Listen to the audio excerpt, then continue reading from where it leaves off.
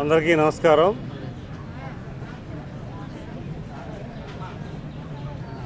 ఉత్తరాంధ్ర ఆర్థిక రాజధాని ఉత్తరాంధ్రలో విశాఖ నగరంలో జరుగుతున్న రేపు 21 జరగబోతున్న యోగా డే సందర్భంగా ఉత్తరాంధ్రకి ఒక అరుదైన గౌరవం వస్తుంది.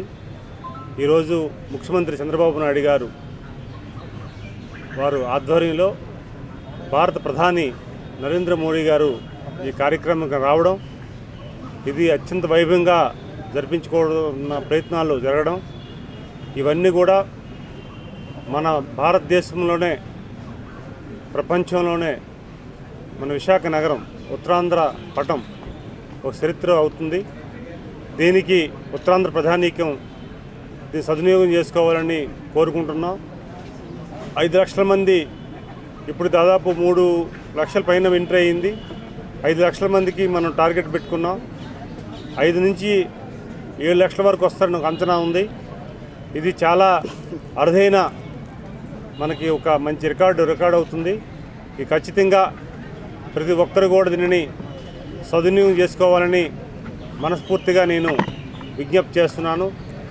ఈరోజు ఆరోగ్యం పట్ల ఈ రాష్ట్ర ప్రజానీకం పట్ల కానీ ఈ దేశ ప్రజానీకం పట్ల కానీ ప్రధానమంత్రి గారు అవ్వచ్చు, ముఖ్యమంత్రి గారు అవ్వచ్చు, ఎన్డీఏ కూటమి అవ్వచ్చు ప్రత్యేక శ్రద్ధ తీసుకొని ఈ యోగా డేని ఒక చైతన్యవంతమైన కార్యక్రమంగా తీర్చిదిద్దడానికి ఒక అవకాశం కల్పించారు. అందుకు ప్రతి ఒక్కరు కూడా దీనిని సద్వినియోగం చేసుకోవాలని మనస్ఫూర్తిగా వారికి రిక్వెస్ట్ చేస్తున్నాం. అదే సమయంలో ఈరోజు ప్రతి ఒక్కరు కూడా ఆరోగ్యం పట్ల ఎంతో ఆసక్తిగా ఉన్నారు. ఈరోజు యోగా అంటే ఒక 60-70 సంవత్సరాలు దాటే వాళ్ళు చేస్తారు తప్ప అనుకున్నాం తప్ప ఈరోజు అదే అవేర్నెస్తో గౌరవ ముఖ్యమంత్రి గారు గత 40 సంవత్సరాలుగా ఆయన యోగా చేసి ఆరోగ్యాన్ని కాపాడుకుంటూ మనల్ని కాపాడుతూ ఈరోజు స్ఫూర్తిగా నిలిచారు. అదే స్ఫూర్తితో మనమందరం కూడా యోగాని మన ప్రతిరోజు మన జీవితంలో భాగస్వామిగా చేసుకుంటూ జీవితంలో భాగంగా చేసుకుంటూ మనమందరం కూడా ముందుకెళ్లాలని మీ ద్వారా తెలియజేసుకుంటూ, ముఖ్యంగా విశాఖ నగరం ఈ రేపు యోగా డే సందర్భంగా ఆరోగ్యపరంగా ఒక స్థానాన్ని సంపాదించుకోవడంతో పాటు అదే సమయంలో రేపు ఆర్థిక రాజధానిగా ఉన్న విశాఖ నగరం కూడా పారిశ్రామికవేత్తలు కానీ ప్రముఖులను కానీ ఆకర్షించే నగరంగా మనం చూడబోతున్నాం. ఖచ్చితంగా ఇదంతా కూడా రేపు దేశ భవిష్యత్తు రాష్ట్ర భవిష్యత్తుకు నాంది అవ్వబోతుంది ఈ ఈవెంటు. ప్రతి ఒక్కరు కూడా దీనిని సద్వినియోగం చేసుకోవాలని ప్రతి ఒక్కరు కూడా కోరుకుంటున్నారు. అలాగే ఈరోజు రాష్ట్ర భవిష్యత్తుని ఏడాదిలోనే భావితరాలకి సంపద సృష్టించే విధంగా గౌరవ ముఖ్యమంత్రి చేస్తున్న ప్రయత్నానికి మనం అందరం కూడా కృతజ్ఞత తెలియజేసుకోవాలి.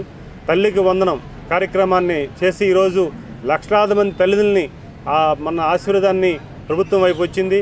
ఈరోజు గౌరవ విద్యాశాఖ మంత్రి నారా లోకేష్ గారి ఆలోచనలు, చంద్రబాబు నాయుడు గారు వారు ప్లానింగ్ అంతా కూడా ఎన్డీఏ కూటమి సహకారంతో ఈరోజు తల్లి వందనానికి మంచి రిజల్ట్ వచ్చింది. అదే సమయంలో దేశంలోనే నెంబర్ 1 ఈవెంట్గా ఒక పథకంగా ఈరోజు పేరు ప్రతిష్టలు వచ్చాయి. కేంద్ర మంత్రులు కానీ చాలామంది దీన్ని అప్రిషియేట్ చేస్తున్నారు.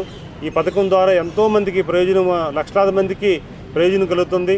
అది దీన్ని అందరూ కూడా సద్వినియోగం చేసుకున్నారని తెలియజేసుకుంటూ, అయితే మనం చూస్తుంటే ఒక రకమైన బాధాకరం ఒక విషయం ఉంది. ఏంటంటే ఎంత అభివృద్ధి జరుగుతున్నా, ఎంత బ్రహ్మాండమైన ఈవెంట్లు జరుగుతున్నా కొంతమంది నాయకులు మనం చూస్తున్నాం. కొంతమంది నాయకులు అంటే జగన్ అండ్ టీంని వారికి ఏంటో కడుపు మంట లేకపోతే ఏంటో వాళ్ళ కన్నీళ్ళు నాకు అర్థం కాదు.